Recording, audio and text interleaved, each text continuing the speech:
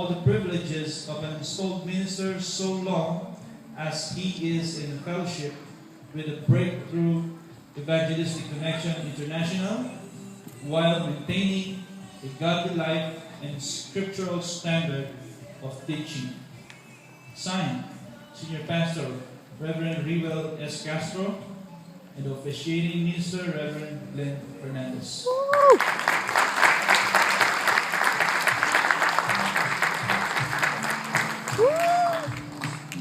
Ligligin, no?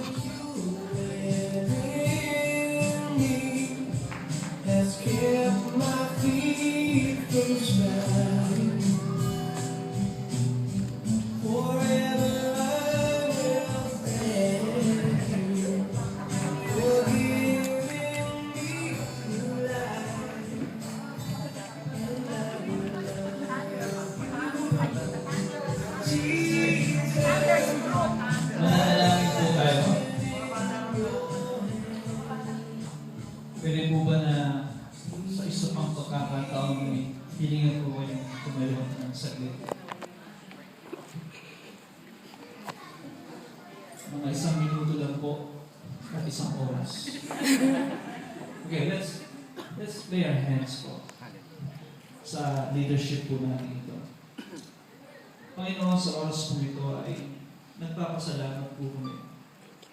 Una sa hindi matatawarang pagtataya ng buhay ng minamahal namin Pastor Rivel, kasama ng kanyang asawa na si Mami Ted.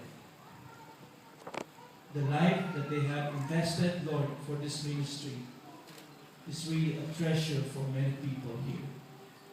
Ang dalangin po namin, Panginoon, na sa mga sandaling ito, yung kapangyarihan mo ang mag-iingat sa magiging bagong yugto ng kanilang buhay pag-uwi sa Pilipinas.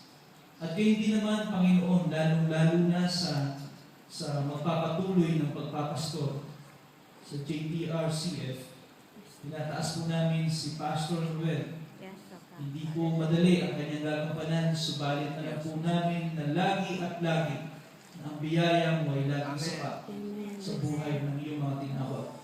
God, I pray for the strength to be upon him, Lord, as he goes on na pagdala ng responsibility bilang kapalit na senior pastor.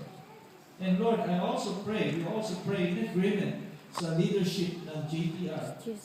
Sila ng mga deacons, elders, cell-group leaders.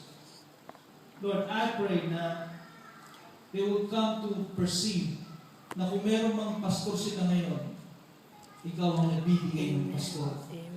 I pray for a submissive heart. I pray for a heart that is united, Lord, that they will protect the church from any division, that they will protect the church from any gossips, mula sa anumang mga hindi magandang kritisismo. They will protect and love their pastor as they did with Pastor Rivel.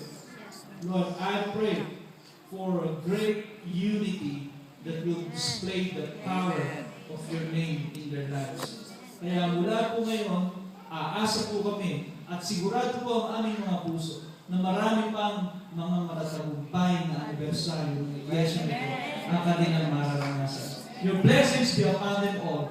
In the name of Jesus we pray. Amen.